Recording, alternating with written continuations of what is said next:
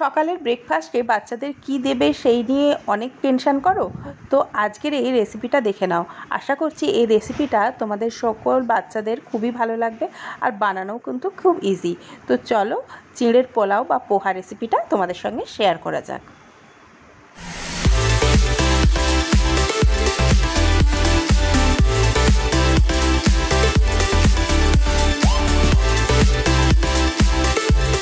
চিঁড়ের পোলাও বানানোর জন্য আমি এখানে চিঁড়ে নিয়েছি, কিন্তু চিঁড়েগুলো একটু মোটা আর সরু লম্বা যে চিঁড়েগুলো সেগুলো নিতে হবে। পাতলা চিঁড়েগুলো কিন্তু ভাজার জন্য ভালো, কিন্তু চিঁড়ের পোলাও কিন্তু হয় না। তো দেখো আমি সেই চিঁড়েগুলো কিন্তু জাস্ট একবার ভালো করে ধুয়ে জল ঝরিয়ে রেখে দিয়েছি, আর তার মধ্যে কিন্তু আমি দিয়ে দিচ্ছি পরিমাণ মতন লবণ আর চিনি। এই চিনি আর লবণ দিয়ে যদি চিঁড়েটাকে মেখে একটু রেখে দেওয়া হয় ছড়িয়ে, তাহলে কিন্তু চিঁড়ের পোলাওটা একদম ঝরঝরে হবে, একটু একটার গায়ে একটা লেগে যাবে না। অনেকেই এই প্রবলেমটা ফেস করে থাকে যে চিঁড়েগুলো কিন্তু দলা পাকিয়ে যায়, কিন্তু এই ধরনের চিঁড়েটা নিয়ে যদি এইভাবে লবণ হলুদ দিয়ে মেখে রেখে দেওয়া যায় তাহলে কিন্তু একদম ঝরঝরে চিঁড়ের পোলাও হয়। তো রেসিপিটা দেখতে থাকো, আশা করি এই রেসিপিটা তোমাদের ভালোই লাগবে। আর সকালবেলা আমাদের সকলেরই একটা টেনশন থাকে বাচ্চাদের কি টিফিনে ব্রেকফাস্ট কি করানো যায়, টিফিনে কি টিফিন দেওয়া যায়, এই নিয়ে আমরা সমস্ত মায়েরাই কিন্তু খুব টেনশান করে থাকি, কারণ বাচ্চারা টিফিন কিন্তু খেয়ে আসে না। তো এই রকম একটা রেসিপি যদি তোমরা দিতে পারো তো দেখবে বাচ্চাদের টিফিন কিন্তু ফিনিশ হয়ে যাচ্ছে। তো দেখো তার জন্য আমি কড়া বসিয়ে দিয়েছি, আর কড়াইতে কিন্তু হোয়াইট অয়েল দিয়ে দিচ্ছি। এই রান্নাটা সর্ষের তেল দিয়ে ভালো লাগে না, তাই জন্য আমি সাদা তেল দিয়েই রান্নাটা করছি। তো দেখো এখানে আমি তেল গরম হতে দিয়ে দিলাম, তারপর তেলটা গরম হয়ে গেছে, তার মধ্যে দিয়ে দিচ্ছে আমি একটা শুকনো লঙ্কা, আর তার মধ্যে রাই, যে ছোট ছোট যে সর্ষে, কালো সর্ষে যেগুলো, সেই কিছু সর্ষে আমি দিয়ে দিলাম, আর দিয়ে দিলাম এখানে কয়েকটা কারি পাতা। এই কারি পাতাটা তোমরা স্কিপ করলেও করতে পারো, কিন্তু দিলে কিন্তু খুব ভালো গন্ধ বেরোয়। আর আমাদের বাড়িতে যেহেতু কারি পাতা গাছ আছে, আমি কিন্তু এটা দিয়েই থাকি। আর তার মধ্যেই দেখো দিয়ে দিয়েছি আমি লঙ্কার কুচি আর পেঁয়াজ কুচি। লঙ্কা কুচিটা তোমরা বুঝে দেবে, যে যেরকম ঝাল পছন্দ করো সেরকম দেবে। আমাদের বাড়িতে যেহেতু ঝাল কম খাওয়া হয়, আমরা কিন্তু কম ঝাল দিয়ে রান্না করি।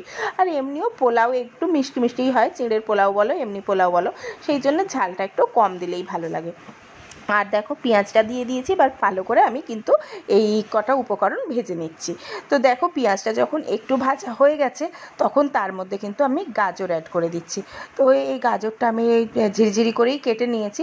আর এর মধ্যে তুমি গাজর, ক্যাপসিকাম, বিনস, মটরশুঁটি যদি থাকে, এই সব সবজিগুলো কিন্তু তোমরা অ্যাড করতে পারো। তো আমার বাড়িতে আজকে গাজর ছিল, আমি গাজরটা অ্যাড করেছি, আর ক্যাপসিকাম ছিল, ক্যাপসিকামটা অ্যাড করেছি। আর বললামই এই যে সবজিগুলো, এগুলোও কিন্তু তোমরা দিতে পারো, তাহলেও কিন্তু টেস্টটা ভালোই আসবে। আর বাচ্চাদের সবজি খাওয়া তো ভালো, এই বাহানায় বাচ্চারা কিন্তু সবজিও খেয়ে নেবে। তো গাজরটা দেখো সেদ্ধ হয়ে গেছে, গাজরটা সেদ্ধ হওয়ার পর আমি ক্যাপসিকামটা দিয়ে দিলাম। ক্যাপসিকাম দিয়েও আমি একটুখানি ভালো করে ভেজে নেব। তারপরে আমি কিন্তু এখানে একটু কাজু আর কিশমিশ অ্যাড করব। কিশমিশটা কিন্তু বেশিক্ষণ তোমরা জলে ভিজিয়ে রাখবে না, তাহলে কিশমিশের টেস্টটা কিন্তু খারাপ হয়ে যায়। আমি কি করি, কিশমিশটা ভালো করে ধুয়ে ভালো করে চেপে রেখে দিই, তাহলে কিশমিশটা ভালো লাগে খেতে।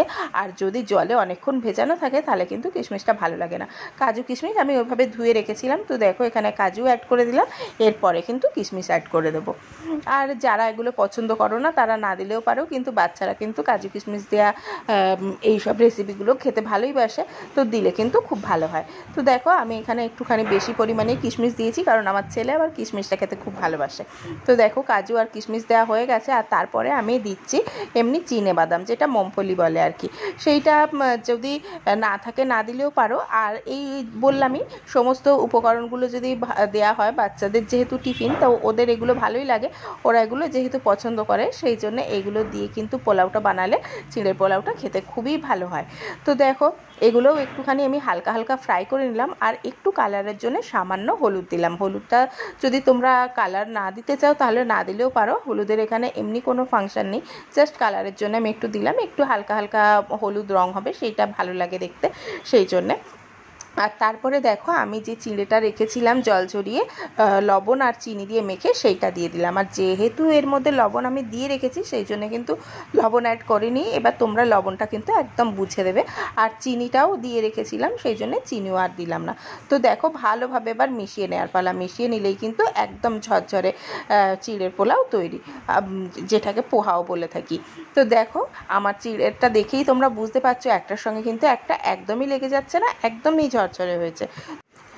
তো আজকের রেসিপিটা তোমাদের কেমন লাগলো সেটা কিন্তু অবশ্যই তোমরা কমেন্টে জানাবে। আর কিছু যদি রেসিপি তোমরা দেখতে চাও সেটাও কমেন্টে জানিও। আমি যে রেসিপিগুলো মোটামুটি জানি, যেগুলো বাচ্চাদের টিফিনে দিয়ে থাকি, সেগুলো শেয়ার করে থাকি। তো দেখো আমার চিড়ের পোলাও কিন্তু একদম রেডি, একদম প্লেটে সার্ভ করে নিয়েছি। তো আজকের রেসিপিটা তোমাদের ভালো লাগলে একটা লাইক কমেন্ট শেয়ার করতে কিন্তু ভুলো না। তো দেখা হবে নেক্সট ভিডিওর সঙ্গে। ততক্ষণ তোমরা সবাই ভালো থেকো, সুস্থ থেকো।